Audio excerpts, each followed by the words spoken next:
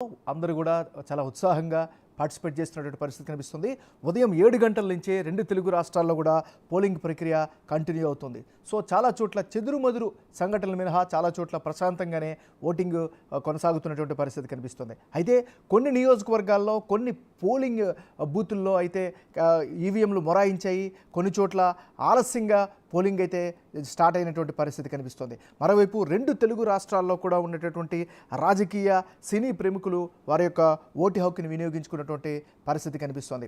అటువైపు జగన్మోహన్ రెడ్డి దంపతులు కావచ్చు, చంద్రబాబు నాయుడు దంపతులు వాళ్ళు మంగళగిరిలో వారి యొక్క ఓటు హక్కుని వినియోగించుకున్నటువంటి పరిస్థితి కనిపించింది.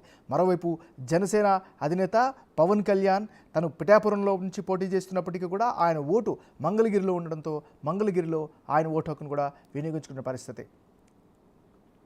రైట్, ఇప్పటివరకు కూడా రాష్ట్ర వ్యాప్తంగా ఆంధ్రప్రదేశ్ వ్యాప్తంగా జరుగుతున్నటువంటి పోలింగ్ సరళి ఇప్పటివరకు జరిగినటువంటి హైలైట్స్ అన్నిటి కూడా ఎక్స్ప్లెయిన్ చేసేందుకు రిపోర్ట్ చేసేందుకు మా రిపోర్టర్ శివ లైవ్లో సిద్ధంగా ఉన్నారు. శివ, చెప్పండి, మీ దగ్గర ఉన్నటువంటి అప్డేట్స్ ఏంటి? రాష్ట్ర వ్యాప్తంగా పోలింగ్ సరళి ఏ విధంగా ఉంది?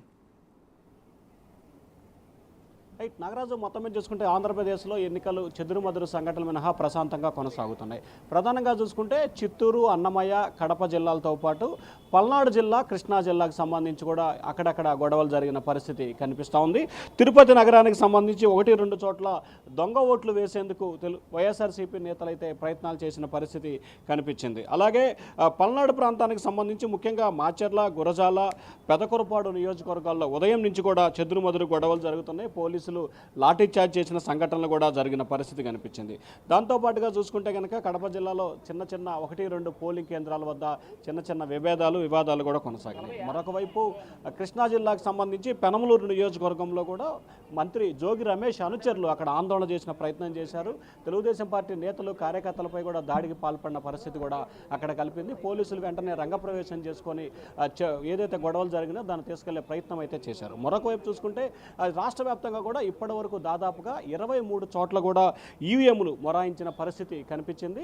వెంటనే ఆల్టర్నేట్గా 215 ఈవీఎంలని ప్రతి జిల్లా కేంద్రంలో కూడా కేటాయించడంతో కూడా వెంటనే ఆల్టర్నేట్గా వాటన్నిటిని కూడా తిరిగి ఈవీఎంలు తిరిగి వాటి ప్లేస్లో మార్చిన పరిస్థితి కనిపించింది. ఇక ప్రధానంగా చూసుకుంటే కనుక తెనాలి, గుంటూరు జిల్లా తెనాలి నియోజకవర్గానికి సంబంధించి కూడా ఓటు వేసే క్రమంలో కూడా ఓటు వేస్తుంటే ఎమ్మెల్యే ఓటు వేయడానికి వచ్చాడు స్థానిక ఎమ్మెల్యే అన్నాబత్తుని శివకుమార్. ఆయన ఓటు వేస్తున్న క్రమంలో ఒక ఓటరు మీరు కూడా క్యూ లైన్లో ఓటు వేయాలి అని చెప్పి కూడా ఆయనకు సూచన చేశారు. ఆయన సూచనకి చెప్పిన ఓటరుపై కూడా ఆయన తీవ్రస్థాయిలో ఆగ్రహం వ్యక్తం చేశారు. ఆయన పోలింగ్ బూత్లోకి వెళ్ళి ఓటు వేసి తిరిగి వచ్చి ఎవరైతే ఓటర్ ఉన్నారో అతను చెంప చెల్లుమనిపించిన సంఘటన ప్రస్తుతం రాష్ట్రంలో హాట్ టాపిక్గా మారింది.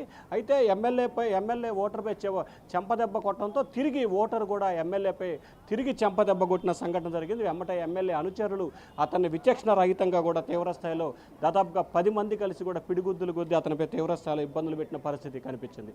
మరొక వైపు తిరుపతి, అన్నమయ్య జిల్లాలకు సంబంధించి కూడా తమిళనాడు, కర్ణాటక రాష్ట్రాలకు సంబంధించిన చాలామంది ఎవరైతే దొంగ ఓట్లు ఉన్నారో వారంతా కూడా ఓటు వేసే ప్రయత్నలు చేస్తున్నారు. ఈ క్రమంలోనే దాదాపుగా 10-12 మందిని ఓటర్లను కూడా పట్టుకున్న సంఘటన కూడా కనిపిస్తూ ఉంది. సో ఈ విషయంలో రాష్ట్ర వ్యాప్తంగా కూడా చెదురుమదురు సంఘటనలు అయితే జరుగుతున్న పరిస్థితి కనిపిస్తూ ఉంది.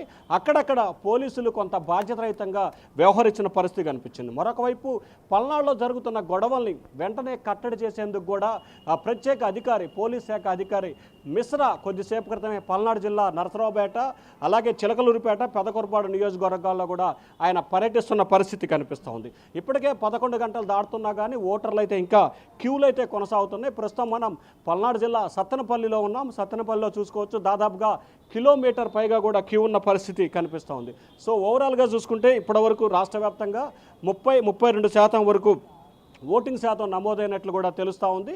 అయితే చాలా చోట్ల ఓటింగ్ శాతం పెంచేందుకు ఎన్నికల సంఘం అధికారులు, ఆయా రాజకీయ పార్టీ నేతలైతే విస్తృతంగా ప్రయత్నాలు అయితే చేస్తూ ఉన్నారు. కానీ ఒకవైపు గొడవలు జరుగుతున్నాయి, మరొక వైపు అధికారులు కట్టడి చేస్తున్నారు, ఇంకొక వైపు ప్రశాంతంగా పోలింగ్ జరుగుతుంది. సో మొత్తం 3 రకాలుగా రాష్ట్రంలో సంఘటనలు జరుగుతున్నప్పటికీ ఓటర్లు మాత్రం ప్రశాంతంగా తమ ఓటు హక్కుని వినియోగించుకుంటున్నారు. ముఖ్యంగా ఎండల నేపథ్యంలోనే ఉదయం 6 గంటల నుంచే క్యూ లైన్లో ఉన్న పరిస్థితి కనిపిస్తూ ఉంది. 7 గంటలకి రాష్ట్ర వ్యాప్తంగా వ్యాప్తంగా పోలింగ్ ప్రారంభమైంది. ఇప్పుడు 11 గంటలు దాటుతూ ఉంది. దాదాపుగా 4 గంటల సమయంలో కూడా దాదాపుగా 35% మేర రాష్ట్ర వ్యాప్తంగా కూడా ఇప్పటివరకు పోలింగ్ నమోదైనట్టు తెలుస్తూ ఉంది. ఇక ఎండలు పెరుగుతున్న నేపథ్యంలో మధ్యాహ్నం 2-3 వరకు కూడా కొంత ఓటింగ్ శాతం తక్కువ ఉంటుంది. ఆ తర్వాత తిరిగి 6 గంటల వరకు ఓటర్లు ఓటు హక్కు వినియోగించుకునే అవకాశం కనిపిస్తూ ఉంది. కాబట్టి మధ్యాహ్నానికి ఓటింగ్ శాతం ఇంకొంత పెరిగే అవకాశం అయితే కనిపిస్తూ ఉంది. గత సంవత్సరం 2019లో ఏ శాతం అయితే పోలింగ్ శాతం దాదాపుగా 75-76% నమోదైంది. దానికి ఎక్కువ శాతం ఓటింగ్ నమోదయ్యే విధంగా ఎన్నికల అధికారులు అయితే కసరత్తు చేస్తూ ఉన్నారు. మరి సాయంకాలానికి ఏ స్థాయిలో పోలింగ్ నమోదవుతుంది అనే పరిస్థితి కనిపించాలి. ఓవరాల్గా చూసుకుంటే ఆంధ్రప్రదేశ్లో 2-3 జిల్లాలు మినహా ప్రశాంతంగా పోలింగ్ శివ గురజాలకు సంబంధించి పొద్దున్న నుంచి కూడా మనం రిపోర్ట్ చేస్తున్నాం. అక్కడ గొడవలు జరిగాయి. 2-3 ప్రాంతాల్లో పోలింగ్ కేంద్రాల దగ్గర ఉద్రిక్త పరిస్థితి ఏర్పడింది. కొంతమందికి తలలు పగిలాయి. అక్కడ ప్రస్తుత సిచ్యువేషన్ ఏంటి? కంట్రోల్లో ఉందా? ఏమైనా అదనపు బలగాల్ని అక్కడ మోహరించారా? అక్కడ పోలింగ్ సరళి ఎలా కొనసాగుతోంది? రైట్, మొత్తం మీద ఉదయం నుంచి మనం 2 నియోజకవర్గాలు చాలా హీట్గా కనిపిస్తుంది. ఒకటి మాచర్ల, 2 గురజాల. ఈ 2 నియోజకవర్గాలకు సంబంధించి కూడా పల్నాడు ప్రాంతానికి సంబంధించి ఇప్పటికే ఎన్నికల సంఘం ఆ 2 నియోజకవర్గాల్ని చాలా సీరియస్గా కూడా తీసుకుంది. అదనపు బలగాలను కూడా అక్కడ మోహరించిన పరిస్థితి కనిపించింది.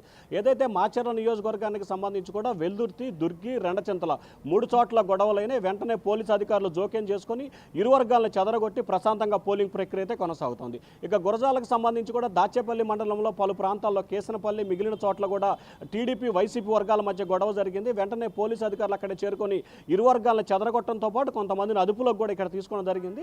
ప్రస్తుతం అయితే అక్కడ కూడా ప్రశాంతంగా పోలింగ్ కొనసాగుతుంది. ఇక పెదకొరపాడు నియోజకవర్గానికి సంబంధించి కూడా చెదురుమదురు సంఘటనలు అయితే జరుగుతున్నాయి. క్రోసూరు, అచ్చంపేట ఈ 2 మండలాలకు సంబంధించి 4-5 చోట్ల గొడవలు జరిగినాయి. పోలీసు అధికారులు వెంటనే వాటిని కట్టడి చేసే ప్రయత్నాలు అయితే చేస్తూ ఉన్నారు. ఎందుకంటే ఇప్పటికే ఉదయం జరిగిన గొడవలను దృష్టిలో పెట్టుకొని పల్నాడుకి ప్రత్యేకంగా పోలీసు అధికారిని ఒకరిని ఎన్నికల పరిచయలు కూడా నియమించడంతో పాటు 12 అదనపు బలగాల్ని కూడా అంటే దాదాపుగా 120 మందిని బలగాల్ని కూడా పల్నాడు కేటాయించారు. ఈ 120 మంది కూడా మాచర్ల, గురజాల, పెదకొరపాటికి ఒక్కొక్క నియోజకవర్గానికి 40 మంది చొప్పున అదనంగా బలగాల్ని పంపించినట్లు కూడా తెలుస్తూ ఉంది.